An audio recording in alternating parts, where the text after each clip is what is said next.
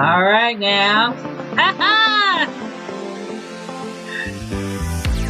Welcome to Narc Abuse No More, where we're here to help you admit what you feel in order to heal from the effects of narcissistic abuse.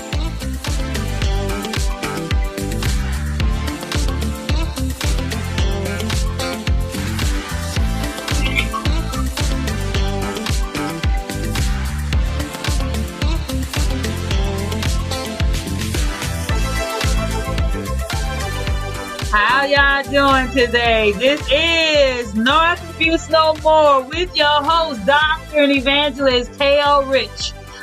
We're here to help you admit what you feel in order to heal from the effects of narcissistic abuse. I pray that you all are having a blessed and wonderful Monday, and that the remainder of this week will continue to be stress-free, narcissistic-free, abuse-free, and let me just say this, if not, we're going to be talking about a few things today. Again, this is Narc Abuse No More. You know what? On Friday we had a guest on our show, Arthur Aisha Gilliam, and the book Closing Doors for a Purpose. And if you have not listened to that particular podcast, you need to go back and listen to it. It was a great podcast that day, and we're going to have her back on I believe it's going to be the 26th of this month. Yes, I believe it's going to be the 26th of this month. So be tuning in. Actually, it was one of my highest ratings. Yeah, it was one of my highest ratings over the entire weekend. So thank you all for tuning in. Again, that's the author Aisha Gilliam with Closing Doors for a Purpose. And that is, you can find that book on various platforms, Walmart, Amazon, what else? Barnes and Noble, I believe, Lulu.com for sure. And it's called Closing Doors for a Purpose. And she's actually going to be having a conference. I believe it's a women's conference, and that's going to be in July, and that's in Illinois. And so anyway, I'll keep you all updated on that. Anyway, what are we talking about today? We are talking about 25 questions couples should talk about before marriage. 25 questions couples should talk about or ask before marriage. One of the things that's important is, in order to not get into an abusive relationship, you want to get to know all you can about that person before you say I do. If you have said I do and you rushing down the aisle, but you don't know this person. Now, let me just say this though.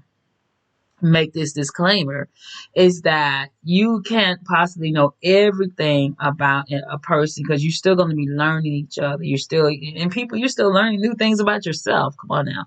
But the thing is that you want to make sure that you ask the right questions and find out if, those answers are correct and everything. And this is before you go down the aisle. A lot of things people avoid talking about before they get married, and then after they get married, then you find out, wow, I didn't know this. So if I had known this, then it may have changed my decision, or it may have caused me to at least to have some better understanding of what I was getting into. And so you don't want to wait till the last minute, or you don't want to wait and after you've said, you've taken a plunge rather, and then find out, oh, wow, I really should have, checked some things out or gotten to know this person a little bit better before I said I do. And so oftentimes people rush in.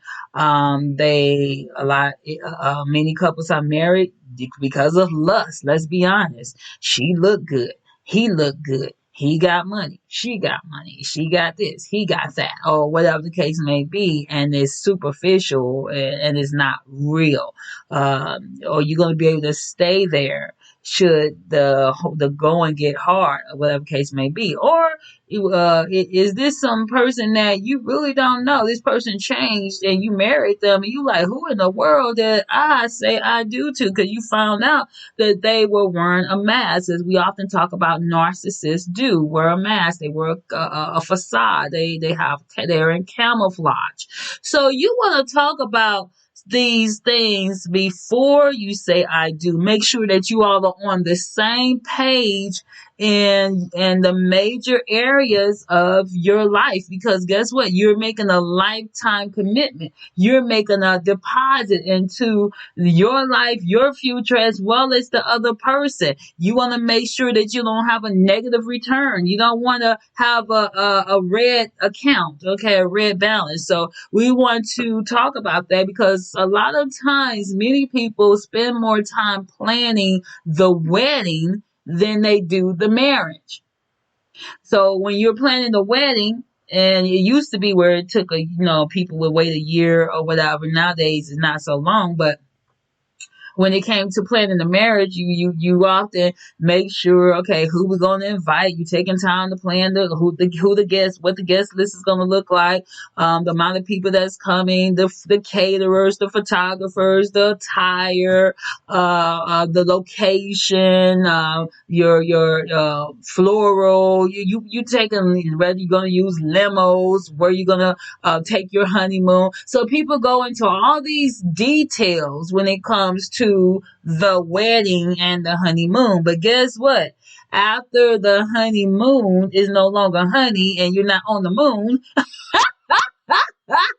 Okay, so you gotta live with this person on planet Earth. Okay, and you want to make sure that you all are in tune, in sync with one another. There's this book called Men Are from Mars and Women Are from Venus. So you want to make sure that you all on the same planet. The Bible says in Amos 3:3, how can two walk together unless they have agreed to do so? So there are some important things that we're going to talk about today, and some questions, some things that you need to talk about. And one thing I'm going to say before we even get started: if you are planning on getting married, you need to go to premarital counseling. I don't care what no one says. Premarital counseling is a good thing to do to get you off on the right foot. I know some people feel like, oh, I'm not going to do all of that, and most of the time, 50% of them wind up getting divorced. All right, some of those things could have been avoided if you had gone to premarital counseling, because some issues that you're having later were issues that may have been in the beginning. If you had talked, you could have known those things if you had talked about it and had someone to ask the right questions. Okay, so you have a good premarital counselor who will actually sit down with you all on a few sessions, not just a session, a few sessions, to talk about things, bring things out into the front that you all may not have even thought about. And then you all can say, okay, well, we discussed this. We know how we're going to maneuver this, should this take place. And that is important. So I'm going to tell you, first and foremost, if you are planning on saying I do, please don't make the mistake of doing that without going to a good premarital counselor, whether it's your pastor, whether it's someone that's in the counseling profession, or what have you. Make sure you do that. Number one of the things that's important to ask is, why do you want to get married? Why do you want to get married? Now, marriage is a good thing. The Bible says that he who finds a wife finds a good thing. All right, so that's a good thing. If you have the right wife, okay, the right wife, or the right husband. All right.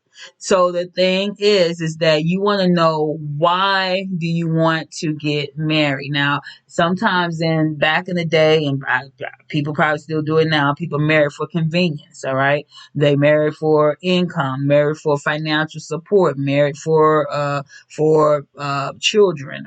Some people back in old times, there were prearranged marriages. I think they still do that in certain countries. Prearranged marriages. Marriage was just looked at for the sake of continuing the family name and continuing the lineage and the family dynasty and the heritage and continuing where the money where it gets passed down. The husband would get a dowry from the father or whatever. So we want to talk about why do you want to be married. And for those who are Christians, we know that God has marriage for a purpose, kingdom purpose. All right. It's not about you getting your sex on, okay, even though God ordained that, all right, between a man and a woman. But the thing is that you know that as believers in Christ, marriage is for kingdom purpose. That means that as Christ is the head of the church, then we are the bride. Well, we imitate that through marriage to one another for those who are married up under God. So this is something to talk about. What is your idea of marriage? And this leads us to our next one. How do you handle change and the unexpected when things happen? And so, say for instance, your husband lose their job, or your wife get cancer, or you have in-laws that might your relatives or your the father-in-law gets sick or someone, and you might have to bring them into the home or whatever. How do you all expect to handle change? Is that something that you would do? Because there are things that can happen in that course of that union that can just interrupt the whole idea that you had and take a toll on that relationship. So again, you want to know why you're getting married. How do you feel about marriage, and what will it add to that relationship? What are you expecting? Because when you all get married, you're no longer two people, you're becoming one. So you can't have your right arm going against your left arm or vice versa. You're supposed to be a joint unit. All right. So why do you want to get married? How do you feel about changes in the marriage that may happen due to unexpected circumstances?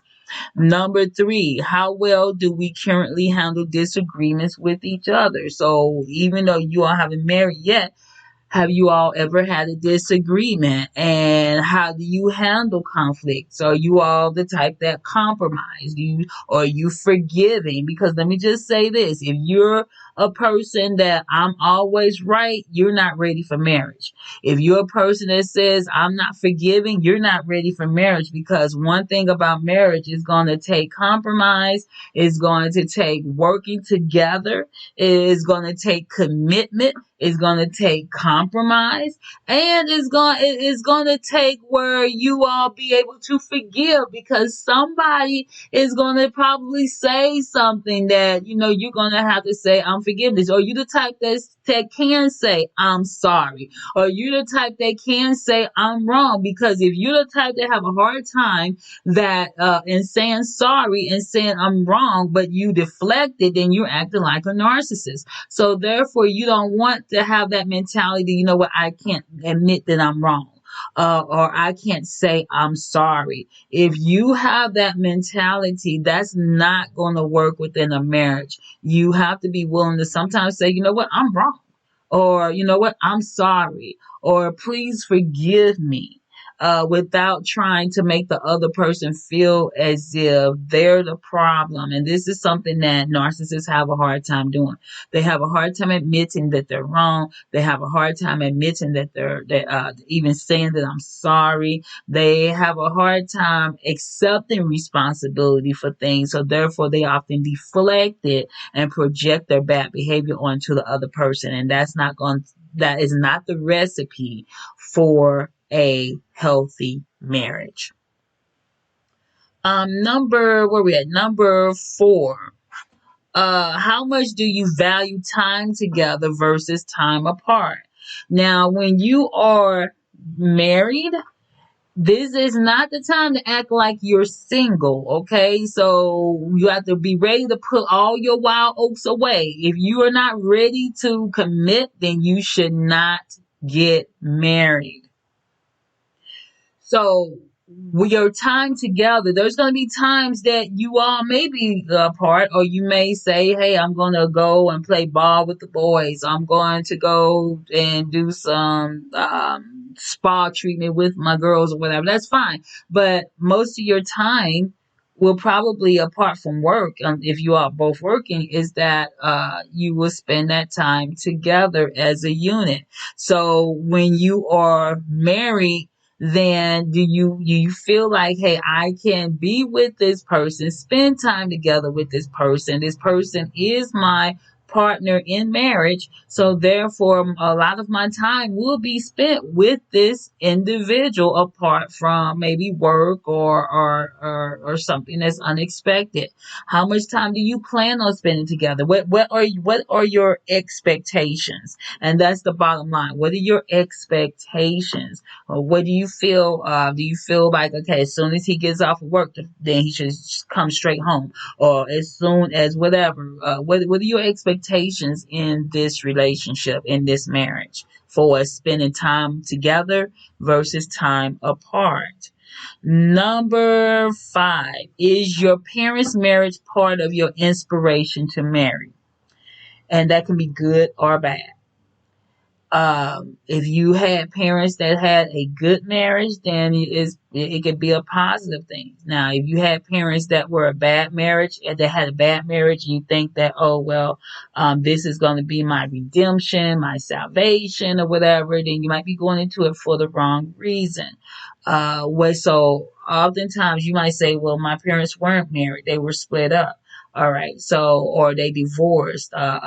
What is your inspiration, or do your parents actually inspire you to get married? And talk through that union, whether it was a good one, whether it was a bad one. You all need to talk about things that you know that took place within your parents' union, that you say, nah, I'm not going to do this in mine, or yes, I want to model after this, and this is something that I would like in my own.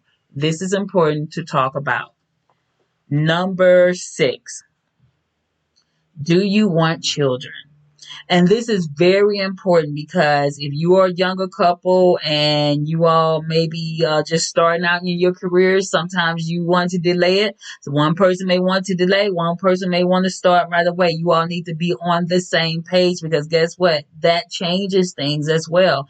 When you decide to have children, then that will change. If one person wants children and the other one doesn't, that's going to be a conflict, because you might say now that, oh, well, you know what, I'll settle for not having children. But then later on, will you think that you're going to want to change your mind? Okay, when everything settles down.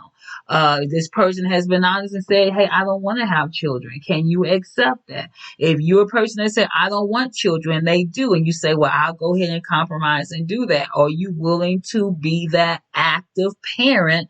Because it's not something that you can say, oh, now you got what you want. Now that's on you. No, this is a team effort. So, do you want children?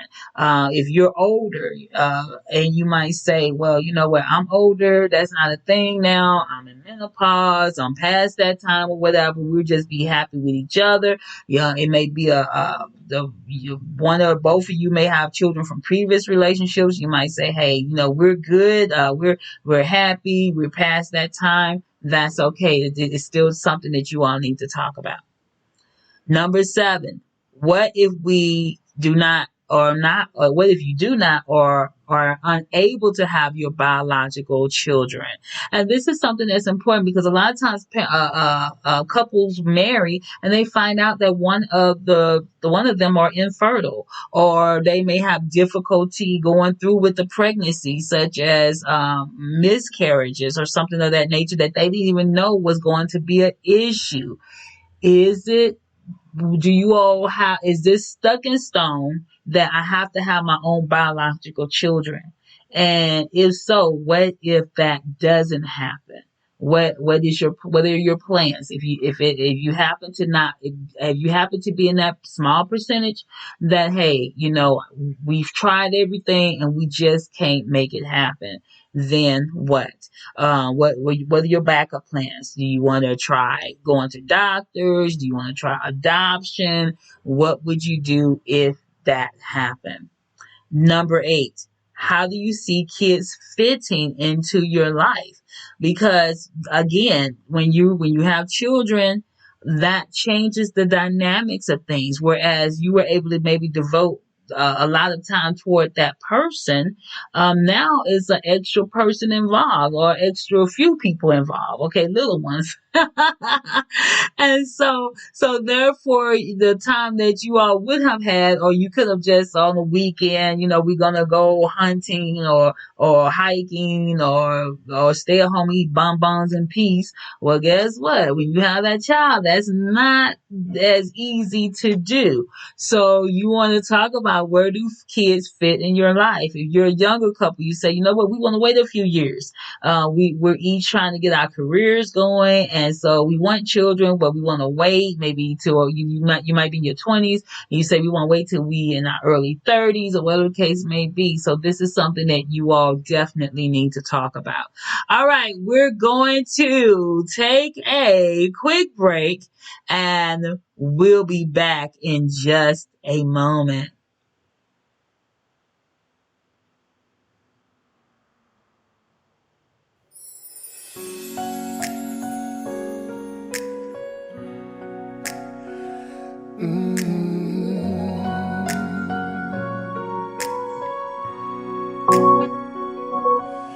When I found you, I found somebody who cares. When I found you, found my most intimate prayer. When I found you, I found what every heart dreams of. When I found you, I found love.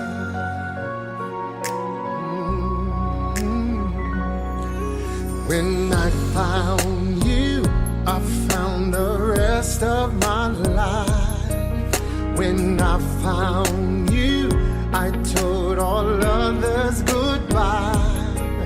When I found you, I saw my fears fly away like a dove.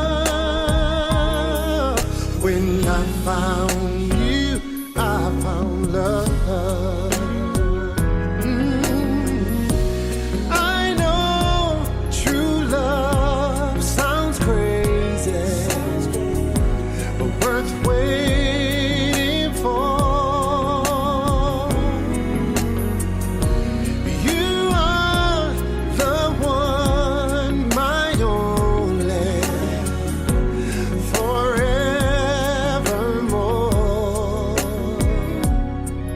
When I found you, I found my fate in your arms.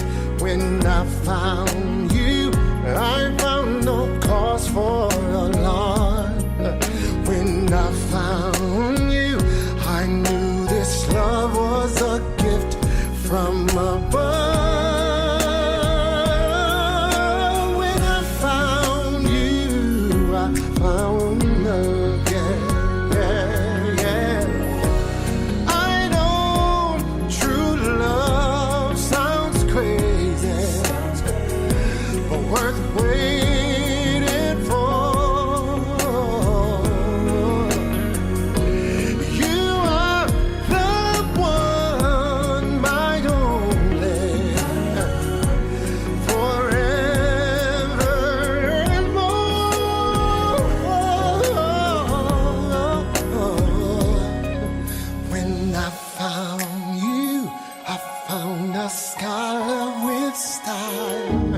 When I found you, found one more reason to smile. When I found you, I knew I finally found enough. When I found you, I found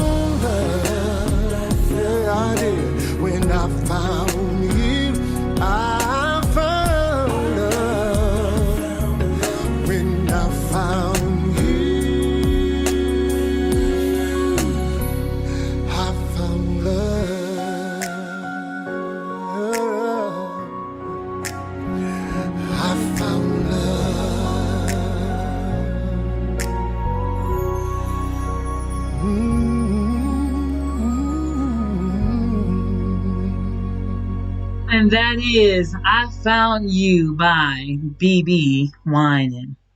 All right, so we're still continuing on. We're talking about questions that you need to ask before you get married, before you say I do. The next one is number 9. How will you handle if you drift apart? And so a lot of times couples find themselves drifting apart when things in life are taking priority in their lives, whether it's work, whether it's kids. A lot of couples that, even in church, they're busy doing different ministries in church and everything, but they have found that they have drifted apart.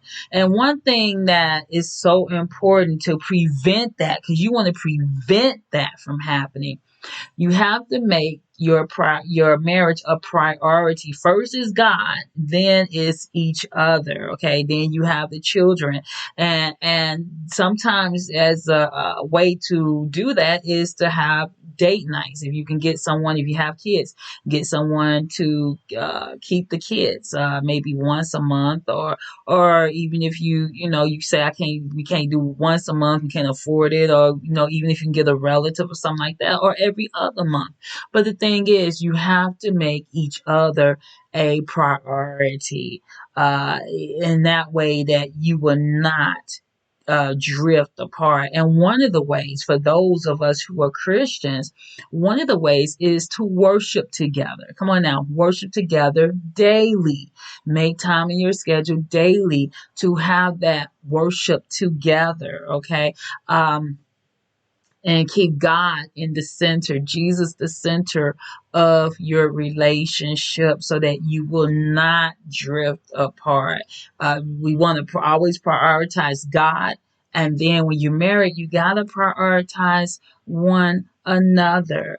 As we serve God, we also serve Him when you're married, you serve God by serving each other, serving your spouse. And I'm not talking about as a maid or in that sense. I'm talking about serving means honoring one another by saying, you know what, you are my priority. So therefore, I can't put you on the back burner. You are other than God first, and you are right up under where God would have you to be. Number 10. How do you expect to cope with your sexual, or should I say your intimacy? Okay. As Christians, okay, for those of us who are Christians, we know that we don't test the mattresses before we say I do. Okay, so this is not NASA. We don't test things before we say I do. However, when you can say, well, what do you expect in this relationship? How often do you expect us to be sexual, or the intimacy? Sometimes when a woman is going through menopause, things change. Okay, so whereas you might have been really, really into the act before that came about, you wind up having changes. I'm part of a couple of menopause groups on Facebook, and I see a lot of women that are married, and they're saying that they don't have any interest in sex at all. Their bodies just changed, and they just, they're not interested, and so. One of the things that is so important for women to do is, if that does happen, talk to your doctor. See what changes may help you in that area. If you're married, if you want, for us, the doctor may talk to you about change of diet, change of supplements, trying different exercises, different things that may help in that area. This is something that the couple, because it's not just a woman thing, even though the women are going through menopause, the men are affected as well. Your spouse is affected as well. So these are some things that you want to discuss and talk about. Whereas the husband may be a hopping bunny. Okay, yeah, catch my drift. And then the woman may say, okay, I'm good with so many times, a week or whatever case may be, but this is something definitely that you want to discuss so that you all will be on the same page, and make sure that that person is not addicted to porn. If that person is watching porn, okay, even watching it, that's not a good thing. Many couples have split because the spouse was addicted to pornography, and the woman, most of the time it's the woman that becomes the second, as if it's the mistress in a sense, because the man has found his new love, which is in front of the screen. That is not healthy. If you, and I would tell women, if this person watches porn, that's a big red flag. Um, any person that's addicted to porn, and they might say, well, I only watch it some, that's not healthy at all. um, Especially for us that are Christians. Okay, we don't want to entertain that, and many people quote the scripture that the marriage bed is undefiled. Yes, if you leave it for God, but when you bring things outside of God into the bedroom, then that's when it becomes defiled. That means it's sexual things that you should not be doing, sexual movies and things that you should not be bringing into the bedroom, because God did not make us to watch other people do a private act that He created for just between the husband and the wife. Number 12. Another thing is, if a person is into wanting to get their sexual needs met, is this person into open marriage, and if are they into masturbation or non-monogamy? uh Again, as those of us who are Christians, we know that's just absolutely out the question, and out the question. I know some married couples are saying, "Oh, well, we can have an open marriage, and you do your thing, I do I think my thing, as long as I know about that." That is not marriage, okay? That's just openly admitting that you're cheating. And that's my view about it, because that's not even what God would have us to do.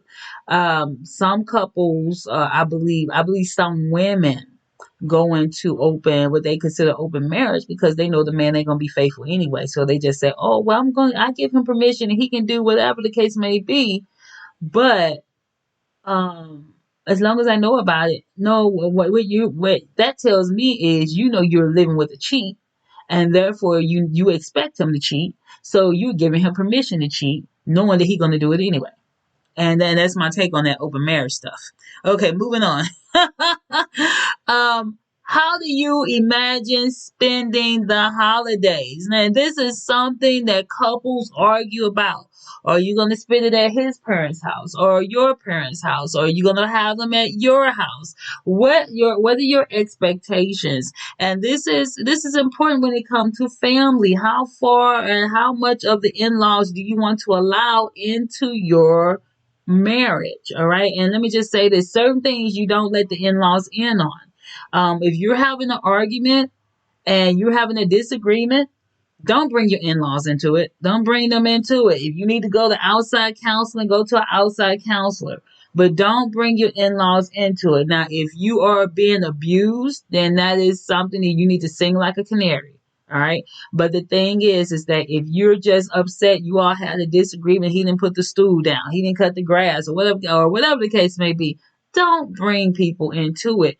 If it's best for you all to have maybe I'm gonna say a veteran couple, in a sense, not it doesn't have anything to do with the military, but when I say veteran couple, they have some years in, and that you all maybe both agree to go to, and say, you know what, this is who we talk to when there's an issue, and you trust that couple to keep your business private. You say, okay, whenever we have issues, we'll talk to this particular couple. And this is a person that's for those of us who are Christians, a godly couple who's going to give you godly advice.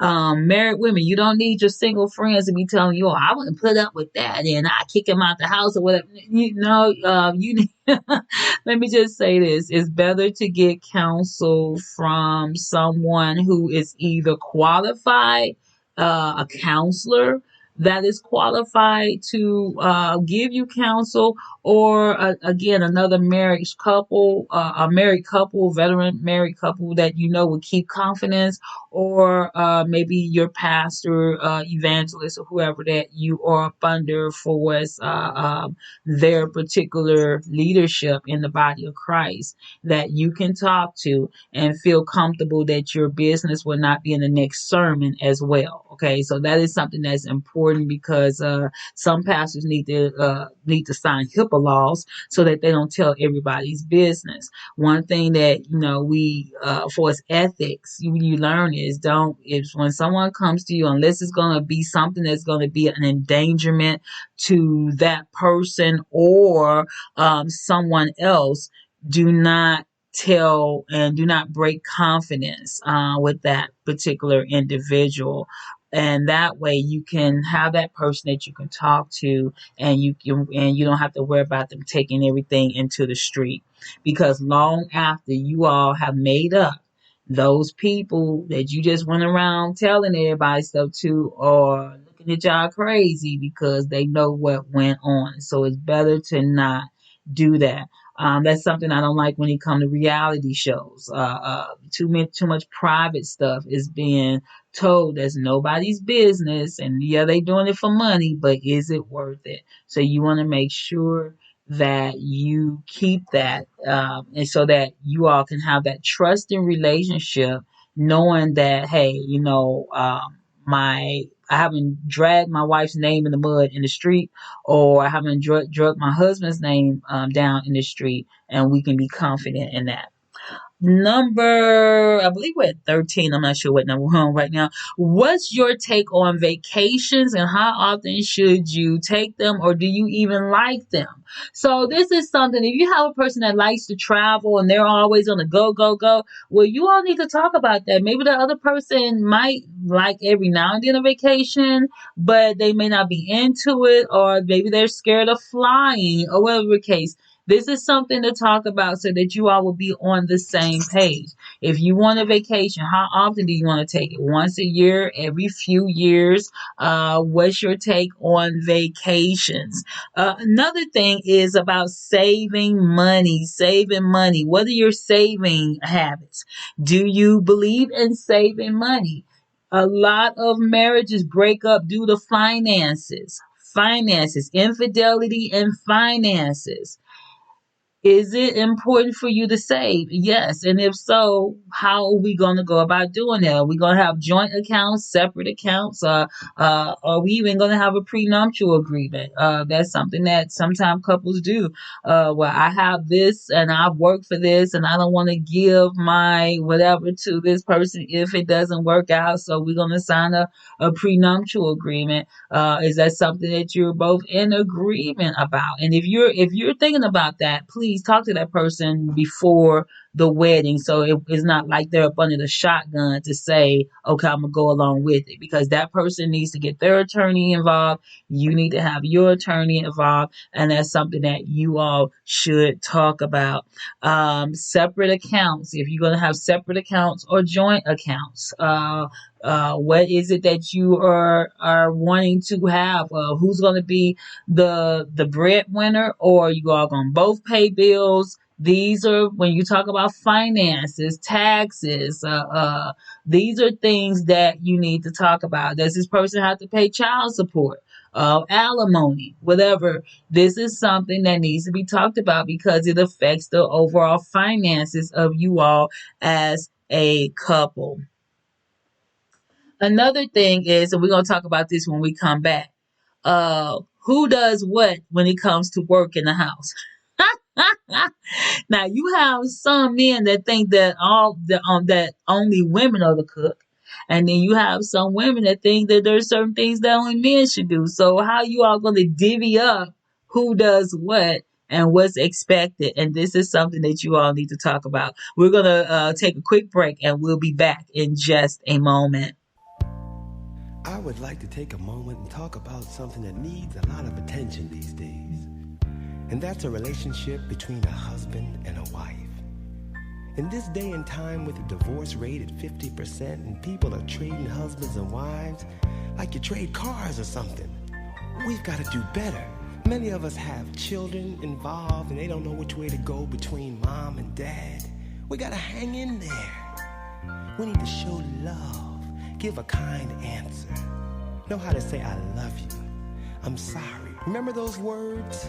Now, when you first try this, I know your husband or wife might say, okay, what you up to? I know you want something, that's why you're acting different. But as you continue to show love, love begets love. Try it. You know, many of us get married for the wrong reason. Woo, child, don't he look good? He could be the worst thing in a pair of pants, you know that? It's not what's on the outside, it's what's in the inside, what's in his heart. That's what it's about. We gotta think about that. Think about our relationships, our families. I was watching a television program and they were interviewing a young lady. And she was upset because all of her classmates were making fun of her because she was 15 years old and a virgin. Where have we gone? It wasn't too long ago when if you were 15 years old and sexually active, you were the strange one. We as parents have to encourage our young people to save themselves for their marriages. First of all, we gotta live a life in front of them. Well, before I preach, let me get back to my subject. I think back on the time when I was praying to get married. And see, I believe it's until death do you part. So I didn't trust my decision because I could marry the woman and she could go crazy tomorrow.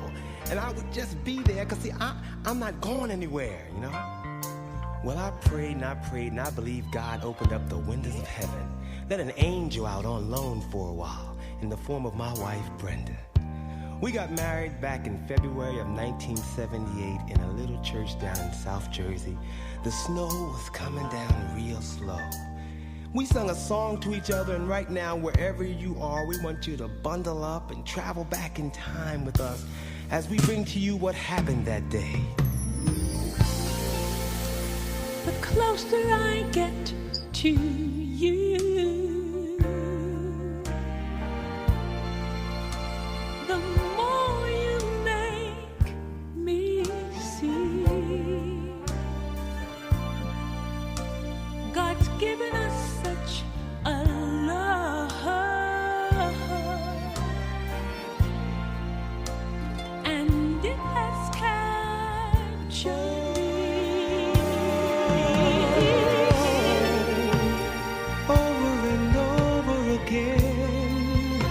I prayed for one like you to be with me till the end, and all the while inside I knew he would hear, 'cause you're the answer to my prayer. I'm thanking God for our love. Oh, thank you, Jesus, because it's like a dream come true. And I feel so full inside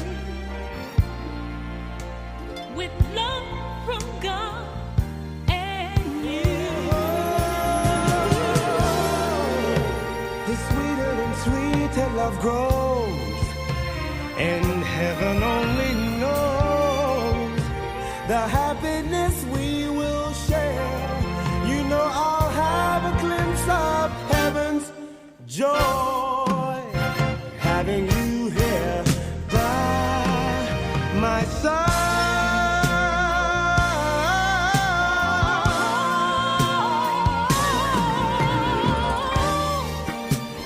Over and over again, I prayed for one like you to be with me till the end, and all the while inside I knew he would hear, 'cause you're the answer,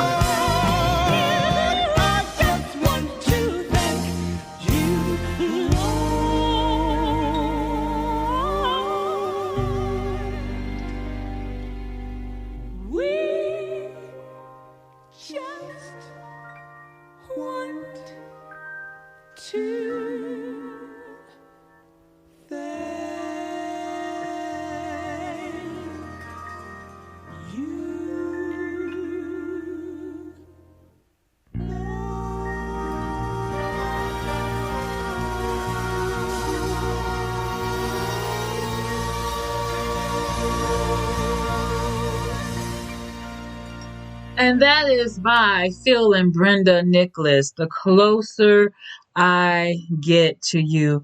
We're running out of time and we don't have, I don't have enough time to actually go through all the questions that we were going to ask. But you know what? The thing is that you need to really get that dialogue started. And there are a lot of things such as, how you're going to raise the children and what religion. And this is something that you all need to talk about, because if you have one person that's a Muslim and one that's a Christian, or one that's a Jehovah's Witness and the other one is a Baptist, and those things do not, it's like oil and water. And these are things that you need to discuss before you say I do, in order to be proactive in having a healthy relationship.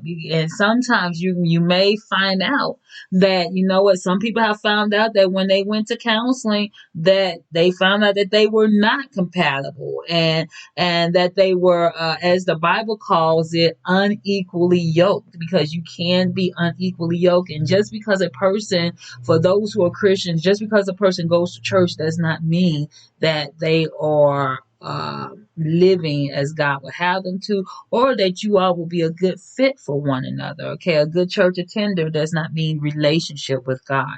So these are some things that you definitely need to talk about. For those who are Christians, are you all on the same page spiritually, or is this person just what you would call a casual Christian, but you're all sold out for God? Because if you're all sold out and that person isn't, then you're still unequally yoked with one another. These are things that definitely need to be discussed before you say I do. All right, we are about it here. I pray that today's podcast has been a blessing to you, and that you will know your feelings do matter. Until next time, this is Dr. K.O. Rich with Narc Abuse No More. We're out.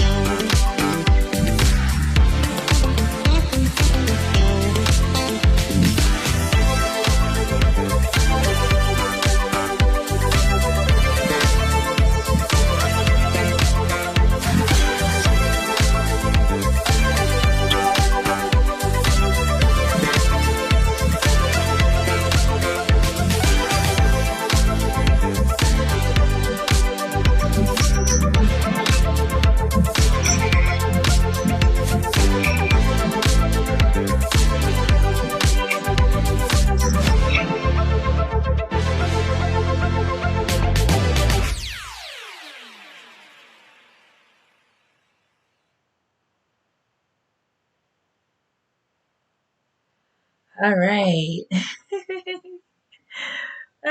Goodness, goodness, goodness. Let's see. Let me see here. Questions couples should talk about before marriage.